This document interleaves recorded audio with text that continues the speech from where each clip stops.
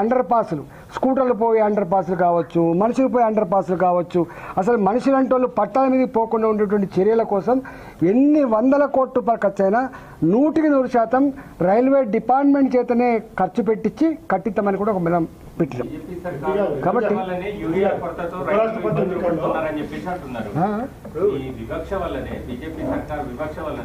తెలంగాణ రైతాంగం ఇవాళ యూరియా కొరతతో ఇబ్బందులు పడుతున్నారని కాంగ్రెస్ అసలు ఒక మాట జనరల్గా మీకు తెలుసు, నేను కూడా సిస్టంలో ఉన్నామని కూడా చెప్తున్నాను.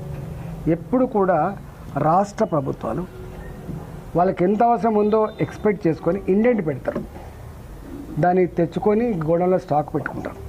ఇవాళ ఈ సంవత్సరానికి, ఈ వర్షాకాలానికి, ఈ రేపటి సెకండ్ క్రాప్కి ముందే ఒక 6 నెలల ముందే తెచ్చి పెట్టుకుంటారు.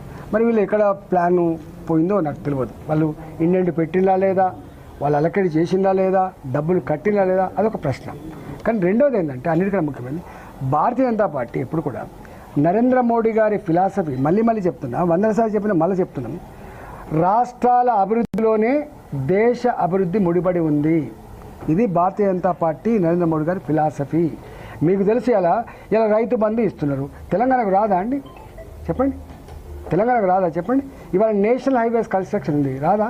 ఇవాళ ఇంతెందుకండి, ఇవాళ కొంపల్లి సైడ్ కట్టేటువంటి ఫ్లైఓవర్లు కావచ్చు, నీకు ఉప్పల్ సైడ్ కట్టే ఫ్లైఓవర్లు కావచ్చు, ఆరంగడ్ దిక్కు కట్టే ఫ్లైఓవర్లు కావచ్చు, ఇవాళ విజయవాడ దిక్కు పోయే ఫ్లైఓవర్లు కావచ్చు.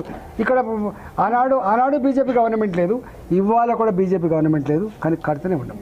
అంటే గంత సంకుచితంగా వ్యవహరించే ప్రభుత్వం కాదు.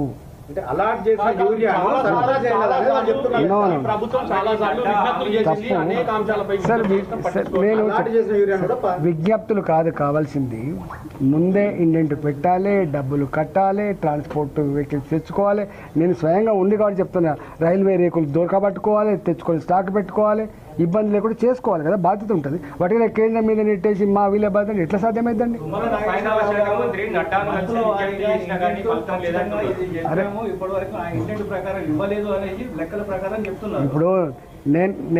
ఇప్పుడు నేను కూడా ప్రభుత్వంలో ఉన్నా, వాటి జిమ్మేదారితనం లేకుండా మాట్లాడుతున్నాను. నేను మాట్లాడినా, మేము మాట్లాడినాం. ఎందుకు మాట్లాడడం? మొన్న లేటెస్ట్గా 50,000 మెట్రిక్ టన్నులు కూడా మళ్ళీ అలకడి చేసినారు. చైనా నుంచి వెళ్ళి ఎప్పుడు మనకు పెద్ద చాలా రోజులు బంద్ పెట్టుకొని, జనరల్గా రామగుండం ఎరువుల కర్మాగారం దాని ఆఫీస్ ఢిల్లీలో ఉంది, దాని ఆఫీసులో నోయిడాలో ఉంది. ఇక్కడ మెయింటెనెన్స్ చక్కగా అయితే లేదు, ఆగిపోయింది. ఇప్పుడు రామగుండం ఎరువుల కర్మాగారం పెట్టిందే తెలంగాణకు కానీ ఆంధ్రకు కానీ ఎరువుల కొరత లేకుండా చేసుకోవాలని. మొత్తం దేశవ్యాప్తంగా చూసినప్పుడు అత్యధికంగా ఎరువుల కన్జంప్షన్ రాష్ట్రంలో తెలంగాణ ఒకటి. అందువల్ల ఇక్కడ ఎట్లయినా కన్జంప్షన్ ఉందనే రామగుండం ఎరువుల కర్మాగారాన్ని ఇక్కడ ఓపెన్ చేసుకున్నాం. కానీ అనేక కారణాల వల్ల అది మనం మూతపడ్డది, దానివల్ల కూడా కొంత ఇబ్బంది కలగవచ్చు. కానీ ఒక్కటి అంటే చిన్న ఎందుకంటే మన రాష్ట్రం సరిపోను, మన ఛత్తీస్గఢ్ కూడా పంపగలిగేటువంటి సామర్థ్యం ఉంది. ఒకటే ఏంటంటే, ఇప్పుడు దీంట్లో రాజకీయాల కంటే కూడా ఎట్లా బాధ్యత నిర్వర్తించి రైతాంగానికి ఎట్లా మనం యూరియాని ప్రొవైడ్ చేయాలో చూడాలి తప్ప వాటిగా వాళ్ళని నెట్టేసి చేస్తా అంటే ఇది కుదిరేది కాదు. సీఎం గారు ఉపరాష్ట్రపతి ఎన్నికల్లో తెలుగు వారందరూ కూడా ఆత్మప్రబోధానుసారం మనం తెలుగు వ్యక్తి చేయాలి, తెలంగాణ వ్యక్తి చేయాలని చెప్పి విజ్ఞప్తి చేస్తారు సీఎం రేవంత్ రెడ్డి. చేస్తారు కదా, వాళ్ళ క్యాండిడేట్ వాళ్ళు చేసుకుంటారు కదా, తప్ప ఇప్పుడు ఎలక్షన్ నిలబడ్డప్పుడు మనం ఒక్కొక్కసారి ప్రతిపక్ష ఇళ్ళకి పోయి కూడా ఓటు అడుగుతాం, వేస్తారా లేదా పక్క పెట్టు అడుగుతారు కదా, తప్పకుండా వాళ్ళ పార్టీ నుంచి అభ్యర్థి పెట్టుకున్నప్పుడు అన్ని పార్టీల వాళ్ళను కూడా అడుగుతారు. అంతరాత్మ ప్రబోధం ప్రకారం వేస్తారా, దీని ప్రకారం వేస్తారా. నేను భారతీయ జనతా పార్టీ ఎంపీని. నేను